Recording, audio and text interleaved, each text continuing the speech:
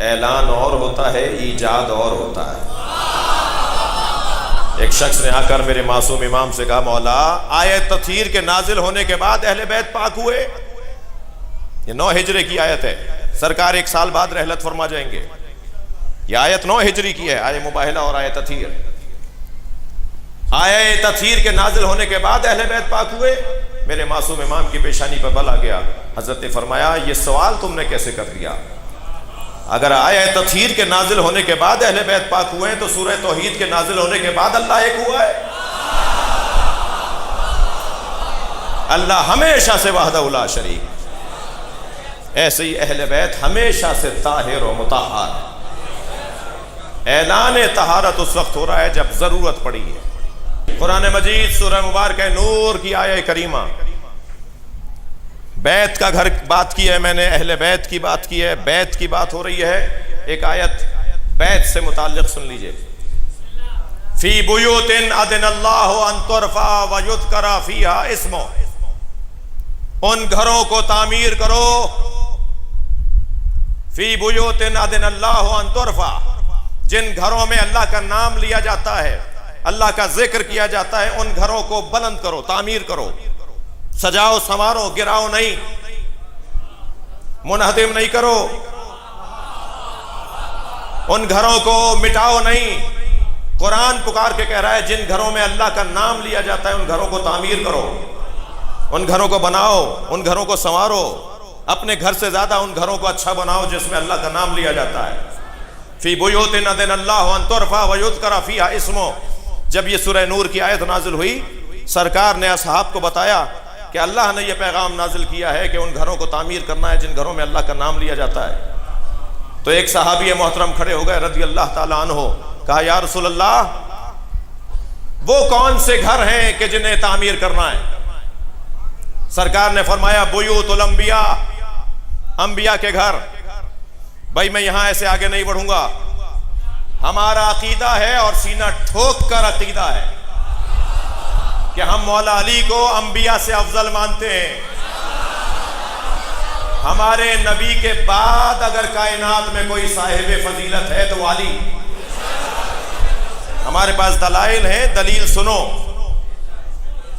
اب سے 3 سال پہلے ماہ مبارک رمضان میں ایک ٹی وی چینل پر یہ بحث آ گئی، ہمارے ایک عالم دین نے یہ گفتگو کی تو فوراً شور مچا اور آپ کی راول پنڈی میں ایک FIR بھی کٹ گئی توہین انبیاء کی، اور FIR اس بنیاد پہ کٹی۔ پھر طالب رضوی سے کہوں گا کہ یہ ذرا تحقیق تو کیجئے، ایک ہی تھانہ راول پنڈی کا FIR ہے، کیوں کاٹتا ہے؟ جی توجہ ہے؟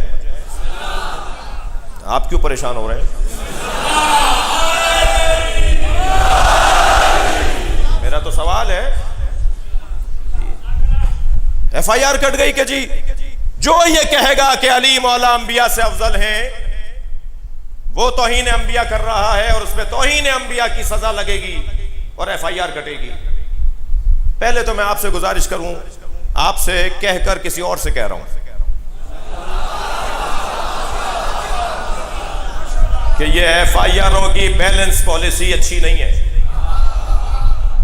یہ پاکستان کے حالات کو مزید بدتر اور مزید مقدر کرنے کی طرف ایک نامناسب اور غیر معتدل عمل ہے۔ کنٹرول کریں۔ ہمارا بھی حال آپ کو پتا ہے، ہم اگر بکتے ہیں تو صرف عزاداری کے لیے بکتے ہیں،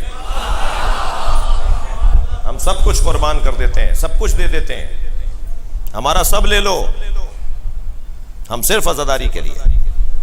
اس ملک میں ہمارا صرف ایک مطالبہ ہے، ہمیں رونے دو۔ یہ جو جلوس پر تبصرے ہوتے ہیں نا کہ جلوس نہیں نکلنے دو، جلوسوں کو روکا جائے، اس کا سبب بتا دوں؟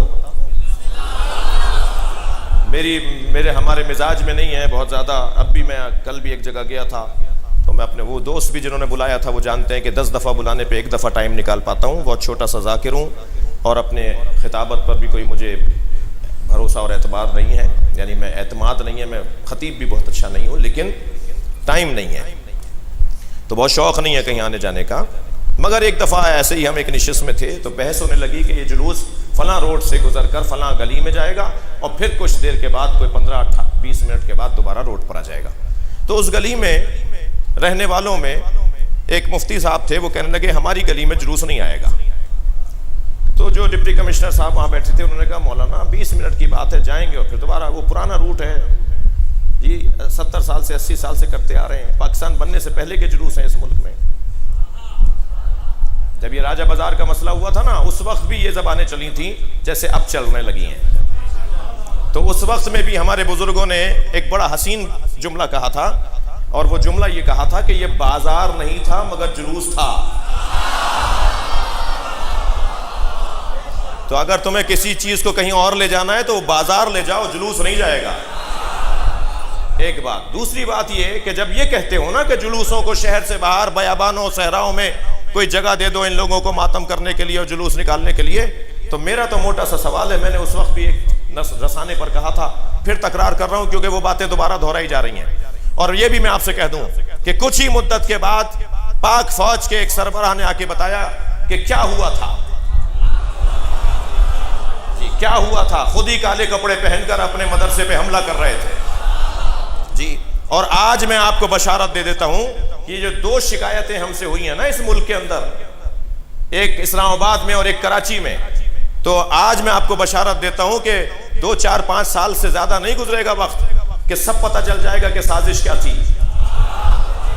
تم نے کل بھی خود بنایا, پورا ڈیزائن کیا, پورا ماحول بنایا اور ہمارے خلاف ماحول بنا دیا, اور اب بھی تم نے خود بنایا ہے اور ہمارے خلاف ماحول بنا رہے ہو. میں موٹی سی بات کروں گا, میرے بیان کی اسلام آباد کی آج آخری مجلس ہے.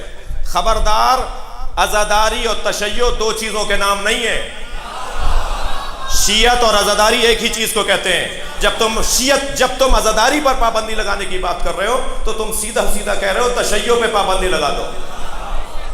ہم مدرسہ نہیں بناتے, علم لگاتے ہیں. تھک کر نہیں سنیں گے. ہاں مدرسہ بناتے ہیں, کوئی غلط فہمی نہ ہو, مدرسہ بناتے ہیں, مگر ہم چپے چپے پہ مدرسہ نہیں بناتے, ہم چپے چپے پہ علم لگاتے ہیں. اور چپے چپے پہ علم اس لیے لگاتے ہیں کہ یہ علم نہیں ہے, حسین کا مدرسہ ہے. وہ جو سارے دن ٹنڈے اور ٹماٹر اور ککڑی بیچتا ہے, وہ جو سارے دن محنت کرتا ہے اور ٹھیلا لگاتا ہے, اور صبح سے شام محنت کرنے کے بعد رات کو تھکا ماندہ گھر پہنچتا ہے, وہ کپڑے تبدیل کر کے مجلس میں جاتا ہے, اس کا دین ہی ہے. وہ قرآن ہی یہاں کے سمجھتا ہے, وہ دین یہاں کے سمجھتا ہے. ہم نے اس وقت بھی کہا تھا کہ اگر تم نے صحراؤں میں اور بیابانوں میں جلوسوں کو منتقل کر دیا یہ کہہ کر کے شہروں سے باہر لے جاؤ, تو میرا ان سے سوال یہ ہے کہ یہ کون ضمانت دے گا کہ پھر 10 سال بعد جس روٹ پر ہم نکل رہے تھے وہاں شہر نہیں بسے گا. لبیک یا حسین.